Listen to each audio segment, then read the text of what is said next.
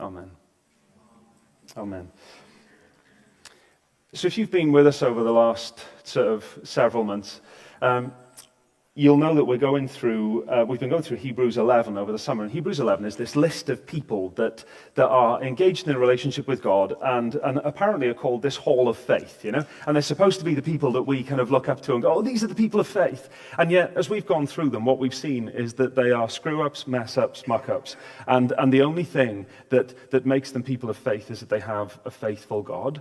And where we're at right now is we've hit verse 32, and it feels like the preacher is trying to speed up a little bit, and you're probably saying, well, Paul, why didn't you do the same? And basically what he's done is he's come to a clump of people and said, we don't have time to go through all of these as individuals. And so here's this clump of people. And so Hebrews 11, verse 32. What more shall I say? For time would fail me to tell of Gideon, Barak, Samson, Jephthah, of David and Samuel and the prophets. So just in case we've missed anybody out, we'll just lump them in under and the prophets. Who through faith conquered kingdoms, enforced justice, obtained promises, stopped the mouths of lions, quenched the power of fire, escaped the edge of the sword, were made strong out of weakness, became mighty in war, put foreign armies to flight. This is the word of the Lord. Thanks be to God. So you got this bunch of like randomers of faith, you know? Gideon, Barak, Samson, Jephthah. I'm sorry, Ruth, I know you wanted me to preach on Jephthah, but like he's way too complicated. We can have a private conversation about that, that's fine. Of David, Samuel, the prophets, these randomers. Now, the thing is, they seem completely random, and yet verses 33 and 34 tells us that they've got something in common. And the thing that they've got in common is this. Their faith looked like something. It was unthinkable for the Bible authors to say that somebody would profess to have faith in Yahweh and then for it not to look like something in their lives. That actually, when we really believe, it's what I was saying last week, when we really believe something, really believe it, like deep at the core, it changes the way that we live. And so it was unthinkable for the Bible writers that any of these people would just say, oh, well, I believe in God, but it doesn't actually change anything about their lives. And you know, when you look at this list of people, what you find is that you've got messy, fearful, people who make rash decisions, people who are massive moral failures, and yet these can be pictures of living faith. And the reason why they can be pictures of living faith is because we are never the ones that take initiative in our relationship with God. Like, prove me wrong on this, but there has never been one single human being who has taken initiative to start a relationship with God. God's always the one who starts it. He's always the initiator. He's always the one that begins it.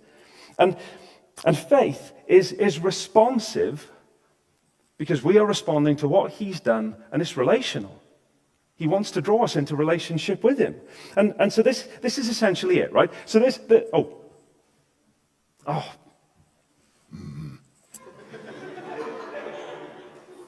I'm calm. I'm peaceful. I'm not angered by technology. There was a network error. You don't say. Right. So there's faith down in that corner there, right, with a little F on the jumper, just to show you that it's faith, okay? Not faith, obviously. But this is how faith works. Almighty God says, this is who I am and this is what I'm like. And faith responds by saying, I take you at your word. I believe you. This is who you are. And so this is how faith works. And when we say, I believe that this is who you are, then it does change the way that we live. And you know, out of these randomers, the one that has really drawn my attention is Samuel. And Samuel is an example of faith that listens. Now, the question that I kind of want to run under the whole thing this morning, so keep this question kind of like, humming on your back burner, okay? Will we be listening people? Now, this shouldn't be a controversial question, right? Because, you know, if we've seen that Jesus is king, if we've said he is the Almighty, I don't want to live my own way anymore. I don't want to be king of my own life. I recognize that he is king. I'm turning around. I'm repenting. I'm coming and following him. Then you know to ask the question, will we be listening people? It should be bread and butter, shouldn't it? It should not be a controversial question. So that's the question, will we be a listening people? Now, where does Samuel fit into the big Bible story? So, This is kind of like a brief summary of where we've been over the last few weeks. Abraham, Isaac, and Jacob, they were all such virtuous people, weren't they? You know, they were all like rock solid people. No, they weren't, but they had a rock solid God. Jacob has 12 sons. Total mess-ups, all of them, apart from Joseph. And even Joseph had attitude problems at the start of his life. The other brothers hate him. They sell him into slavery because he had a nicer coat than they did. You know, can you imagine if we all did that? You know? Like when my sister had her Nike jacket and I didn't have one when we were growing up. What if I sold her for that? You know, that would have been terrible. And this, ladies and gentlemen, is where we discover that sometimes the things that we read in the narrative of the Bible are not meant to be normative for our lives, okay? Sometimes it's pointing out that things are bad, okay? So they sold him into slavery. He ends up becoming the second most important man in the whole known world. 400 years later, after all of his family have come to live in Egypt and they kind of multiplied, the Pharaoh there, the evil king, decides that he's going to subjugate them into slavery. He's going to try and do a genocide on them. But then God raises up Moses, and God brings his people out of slavery and sin and death in Egypt, out into life and freedom through the waters of the Red Sea. They go out into the wilderness. God gives them his covenant. He says to them, this is who I am, this is what I'm like, and this is what it looks like for you to be my people. And they fail, dismally. They fail. And so all of the people that left Egypt, that went out into the wilderness, they died in the wilderness. And there was a new generation that was led by Joshua into the promised land. And there's this period then of what we call the Judges. Now, you'd think, well, they've all gone into the promised land. They've seen all of this. Surely they're going to be great now. Unfortunately, the book of Judges is just like this cycle of rebel, have trouble, repent, rinse, repeat. And it just kind of keeps going down and down and down and down. So that when we get to the end of the book of Judges, God's people are in kind of total spiritual decline. They're in near anarchy. It's a massive mess. But the thing is, right, the Bible's got this soundtrack that's running through it, okay?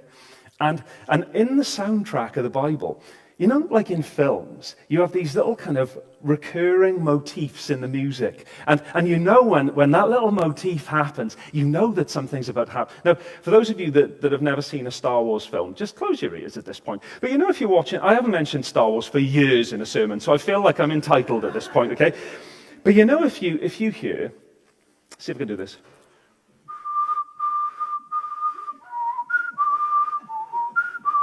Who's about to appear? Oh, thank you. It's Darth Vader. Or at least it's a bad guy, right? Now, you know in the soundtrack of the Bible, in the soundtrack of the Bible, there is one recurring motif that appears that we know that God is about to break in. And that is when an impossible baby appears. Samuel's mother, Hannah, she's married to a man who's got another wife who is incredibly fertile, and Hannah is grieving about the fact that she does not have a child. And she cries out to God and she says, Lord, please give me a child. God hears her prayer and he gives her a child. And she calls that child, God has heard, Shemuel. That's where his name comes from. What a great reminder. Every time she called his name, she remembers God has heard. And she recognizes that Samuel is a gift from God to her. And so she lends him back to God. She says as soon as he's old enough, he can come and serve with Eli the priest in the temple. And so as soon as he's old enough, he goes to serve in the temple. And every year she makes him a new little kind of priest outfit, you know, tiny little priest outfit that she takes up to him every year in the temple. And so God has brought this impossible baby in, and so we know that this period of decline, something is about to break in. And so that's where we come to 1 Samuel 3. Now, I'm not going to put the words up this morning from 1 Samuel 3 because I just want us to listen. So 1 Samuel 3, verse 1. Now the boy Samuel was ministering to the Lord in the presence of Eli, and the word of the Lord was rare in those days. There was no frequent vision. It felt like God was silent. These were dark days. And yet we know God has heard, and he's about to break in. But the question is, why was the word of the Lord rare in those days? Well, I tried to find a picture on the internet to illustrate what was going on, but I couldn't find anything that wasn't kind of brutal, ugly, and would leave some of you with sort of significant mental scars. And so instead, we've gone for a kid's crayon drawing. And And so what's going on in the kind of backdrop to this story is that in 1 Samuel 2, we find out that Eli the priest has got these two sons, Hophni and Phinehas, and they are dirtbags, okay? That's not too strong a term, okay? Essentially, we don't want to sugarcoat this. They're having sex with women in the entryway to the temple, and they're stealing the offerings that people are bringing to the temple for themselves. Do these sound like the kind of guys that you want in charge of the temple? No. They're pure filth. And you know, everybody's redeemable. And God sends a man of God in chapter 2 with a warning to say, Eli, this is what's going on. You need to listen. Now, the fact is that the behavior of these guys continues. So were they listening? No. By the fact that Eli continued to be indifferent to what his sons were doing says that there was just no listening going on at all. And there seems to be this pattern that wherever church leadership is rotten, it's almost like soundproofing. It's like soundproofing that stops us from hearing the voice of God. And sin works like that anyway. Sin is always a soundproofer. You know, when we're like, I'm not hearing the voice of God, but actually we're cherishing stuff that God says, no, you shouldn't be doing that anyway. Sin is always like a soundproofing. But corrupt leadership is a massive soundproofing. And I think we have to reflect on the last few years in the Western church. We've seen, and this is tragic, we have seen a large number of big-name ministries that have been exposed, almost like Eli's sons who've been misusing the name of God for their own power and their own profit. They've been trading the bride of Christ for Babylon, for the empires of this world. But you know, here's hope.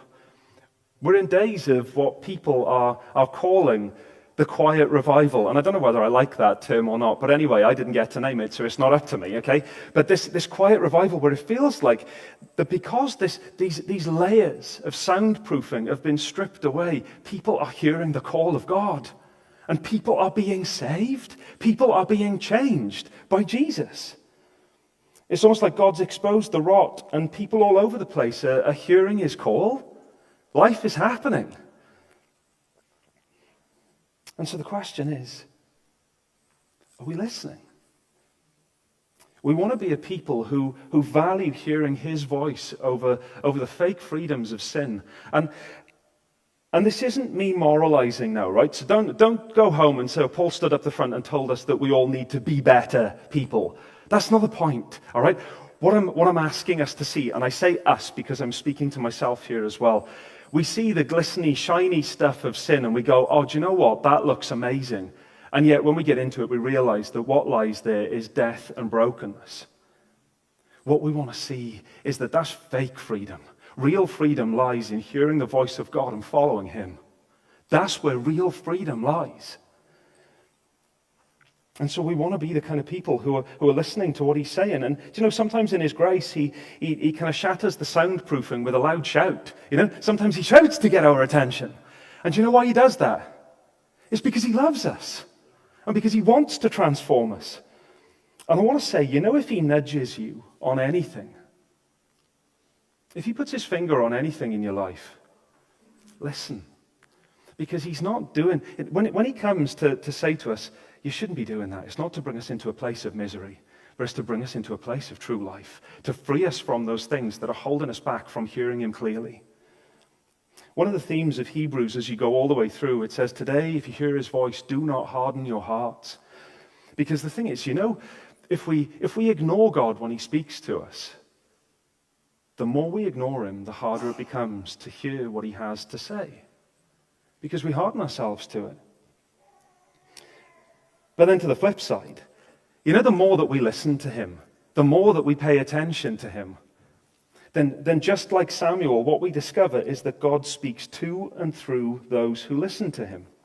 So I want to pick up now in 1 Samuel 3 verse 2. It says, at that time Eli, whose eyesight had begun to grow dim. You can see that I'm feeling his pain because I have to take these off to read.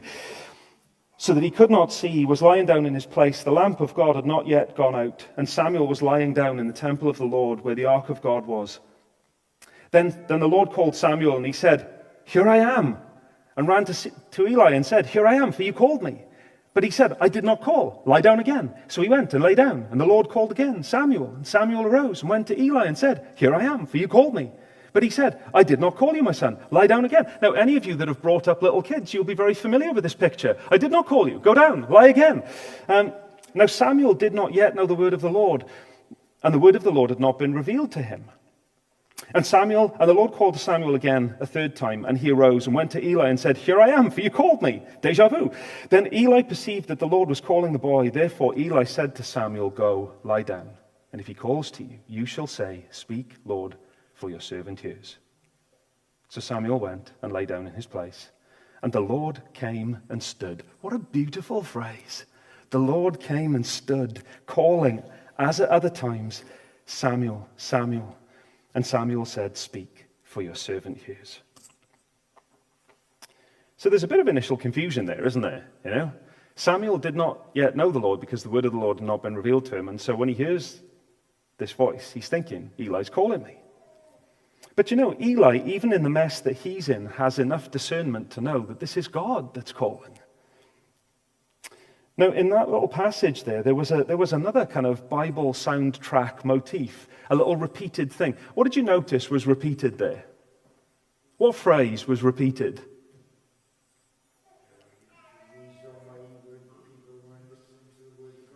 Well, they weren't listening, and there was one phrase that Samuel said over and over again. "Here I am." And you know, throughout the Bible, what we see is that this long line of people who respond with, "Here I am." So Abraham, when God called to him and said, "I want you to sacrifice Isaac," Abraham says, "Here I am." When God meets Moses at the burning bush, Moses says, "Here I am." When Isaiah gets dunked into the nuclear reactor of God's presence and he's like, "I'm undone. I am ruined by your holiness, God." And God touches him and cleanses him. And then he says, "Whom shall I send? Who will go for us?" And Isaiah says, "Here I am." It's a response of faith to God when he speaks to us. And so the challenge to us is, will we be "Here I am" people? That when he speaks to us, that we respond with, "Here I am." And again, this shouldn't be controversial. This should be one voice that we want to hear above all of the others. But it's not always that easy, is it? Because I don't know if you've noticed, and I realize that I'm going to sound like a real old fart when I say this, right? But teenagers these days walk around with one earbud in. Like, what's the point? So they're walking around with their one earbud in, and they're thinking, "Oh, do you know what? I can give 50% of my attention to the rest of the world while I'm doing it." No, you can't. Because the thing is, this is taking up at least 94%, and then you've got 6% of the rest of your brain to pay attention to the rest of what's going on. You can't hear. Like, teenagers, you can't hear clearly when you've got one earbud in. I'm sorry. That's just the way it is, okay? I am sorry, guys. It's just that I've never seen... What I do wonder, right, is this gonna work its way out into future generations? So when they're like, you know, sort of in their 50s, walking around like this, you know? Maybe it will, maybe it won't. But anyway, I'm sorry, guys. You'll see why I'm saying this now. The point is that I think we are like that with God a lot of the time. That we wear one earbud to the world and we're listening to all of the noise of this world, and that's occupying all of our attention. And you know, if we're going to hear him, we need to give him our full attention. And you know, one of the ways that we grow in discernment of what God is saying to us in the now is by being attentive to what God has already said. We know when we come to this that God has already spoken. And so many times I have conversations with people where they say, "I'm not hearing God speak into my situation." And with the greatest of care and gentle love, I ask, "Are you paying attention to what he's already said?" Because he's already spoken. And so we want to hear what he's already said. And this is how we learn the tone of his voice. You know, somebody comes to me and says, I believe that God's spoken to me and he's telling me to leave my wife and take up with my secretary. That's a very easy one because I can say, oh, no, because God's already made his feelings plain on this and he's not going to deviate from that. And so we need to learn the tone of his voice. And so are we going to be the kind of people that will give ourselves to being shaped by the word that he's already spoken? But one of the things when we posture ourselves to listen to his voice, and something that we see in Samuel, is that the word of God is not always nice, but it's necessary. Let me pick up in 1 Samuel 3:10. And the Lord came and stood, calling as at other times, Samuel, Samuel. And Samuel said, speak, for your servant hears. Then the Lord said to Samuel, behold, I'm about to do a thing in Israel at which the two ears of everyone who hears it will tingle. On that day I will fulfill against Eli all that I have spoken concerning his house from beginning to end. And I declare to him that I am about to punish his house forever for the iniquity that he knew, because his sons were blaspheming God, and he did not restrain them. Therefore I swear to the house of Eli that the iniquity of Eli's house shall not be atoned for by sacrifice or offering forever. Samuel lay until morning. Imagine what's going through that kid's head. Then he opened the doors of the house of the Lord, and Samuel was afraid to tell the vision to Eli. But Eli called Samuel and said, Samuel, my son. And he said, here I am. There it is again. And Eli said, what was it that he told you? Do not hide it from me. May God do so to you, and also more, if you hide anything from me of all that he told you. So Samuel told him everything and hid nothing from him. And he said, it is the Lord. Let him do what seems good to him. And Samuel grew, and the Lord was with him, and let none of his words fall to the ground. And all Israel from Dan to Beersheba knew that Samuel was established as a prophet of the Lord. And the Lord appeared again at Shiloh, for the word of the Lord revealed himself to Samuel at Shiloh by the word of the Lord. That's a beautiful expression. We'll come back to that. Verse 15. Imagine what this tiny little priest is going through. He's just heard some really horrendous things, and he's got to be the bearer of bad news. But even Eli recognizes God's right to act in this. And then later on it said that all of Samuel's words didn't fall to the ground. Everything came to pass. Everything happened. And again, I tried to find a picture for this, and the only thing I could find was this kid. Kids are brutal, by the way, aren't they? Look at this, right? Hophni and Phinehas, killed. Eli breaks his neck, and that's an arrow showing him falling off a chair. Honestly, kids are brutal. But that's what happened. And the thing is, what happened here, God did judge, but that judgment was necessary in order to clean house and to bring redemption and to clear the way for renewal. Because these guys, he had given them warning after warning, and they did not respond. They didn't listen. It was a diagnosis that was ignored. But often in his kindness, he gives us difficult diagnoses so that he can heal us. I've been waking in pain every day, probably for the last 18 months, and I've been back and forth to the doctors, I don't know how many times, and I've had, I've probably done enough blood donations that I could have donated blood with blood that I've given. And every time they say, oh, no, everything's fine, it's all good. Do more exercise, give up coffee. Oh yeah, because that's going to help my joint pain, but anyway. Do this, do that, and they've given me all of this great advice, and recently I've seen a doctor who tested for something different. And it appears, and I don't have the full answers yet, but it appears that my immune system has got it in for me and has started attacking me from the inside. And you might say, well, that sounds like really bad news.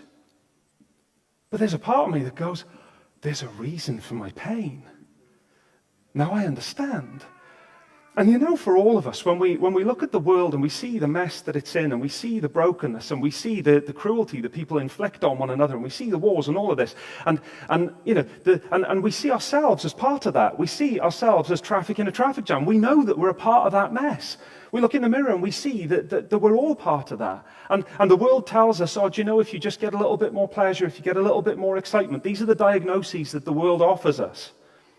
And yet Jesus in his kindness comes to us. And in the gospel, he comes to us in this diagnosis and he says, that pain is real. And the pain is real because all of you like sheep have gone astray. You've wandered off from God. You were created for relationship with this God. You were created to hear what he has to say. You were created to live in life to the full with him.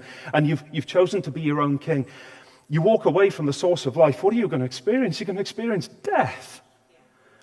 And so, what does he do? He doesn't leave us in the darkness. Instead, he becomes one of us. And he takes the sin that blocks us off from God on himself. He takes the judgment, his own judgment against sin upon himself, so that we can walk back into that relationship with him by faith. And the diagnosis says that outside of him, we are dead, we are lost, and we are blind. And Jesus says, come, be alive, come, be found, come, have sight, come, enjoy life to the full in me. And so the diagnosis is difficult, but the cure is real.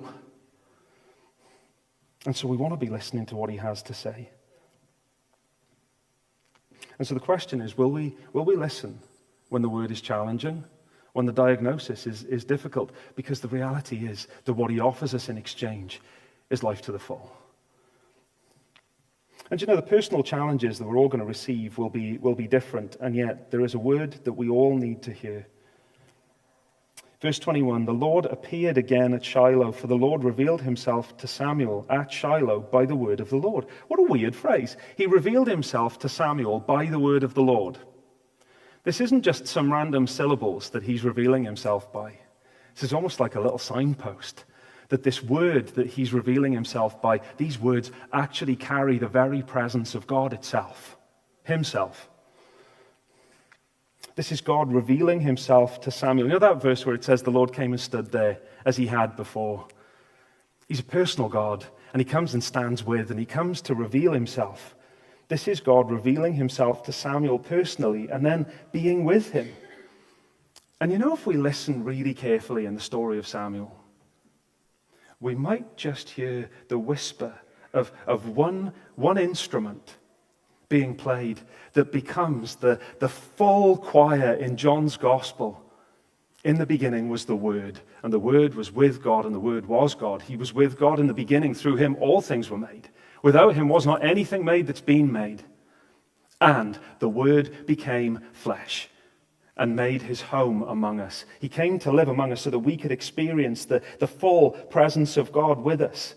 God himself has spoken through Jesus. Do you know he revealed himself to Moses, didn't he? And he said, this is my name. He says, I am, I will be who I will be. The Lord, a God, merciful and gracious, slow to anger, abounding in steadfast love and faithfulness. Steadfast love, loyal love. And he's shown us what that loyal love looks like lived out in person. You want to know what love looks like in person? Look at Jesus. He is the embodiment of lived out love. Samuel heard the first note, and yet for us we've heard the whole song. And Jesus is the kind of ultimate I am. In Hebrews 10 we heard Jesus saying, behold, I've come to do your will, O God. Here I am. I've come to do your will. He's heard what the Father has said. He has listened. He has obeyed. He obeys for our sake. He becomes one of us. Takes all of our muck and our sin and our shame upon himself so that we can have his life in return. And faith takes this word at its word, receives him on his terms, and so by faith, in all of our mess, in all of our screwed upness, we come to him to receive mercy, to find grace, to help us in our time of need, that as we look to him and as we listen to this word of life, so we are transformed into the image that we were created to bear. And so faith leans in to listen to this word of life.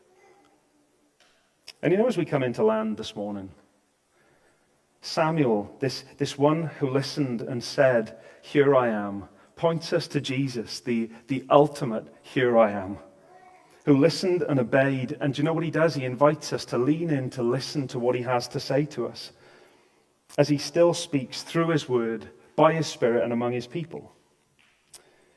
The problem is that our lives are so full of noise. And teenagers, this is where you don't get the bash in here, right? We're all walking around with something stuck in our ear. We're all walking around with something that distracts us from listening, from giving our full attention to God himself. And so the question is, will we keep the one earbud in, just kind of half listening, quarter listening to what he has to say?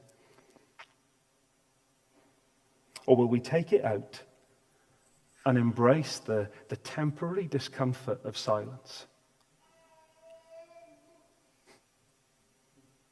because there's always something to fill the silence, isn't there?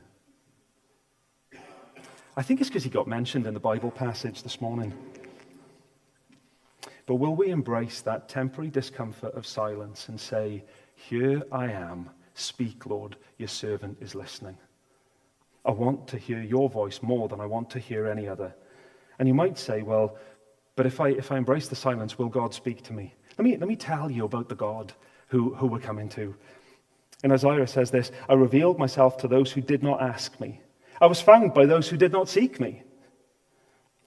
To a nation that did not call on my name, I said, here am I, here am I. And so, even as we offer ourselves to him and say, we want to be, here are my people who are listening to what you have to say, we're coming to a God who's already said, here am I first. It's the most rubbish game of hide and seek in the world. When we play hide and seek with God, God's like, here I am, I'm speaking, listen to me. And the words that I have to speak to you are life and joy and peace and wholeness.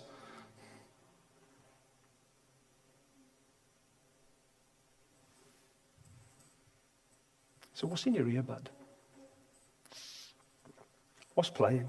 What's the soundtrack of your life that gets in the way of you hearing from God?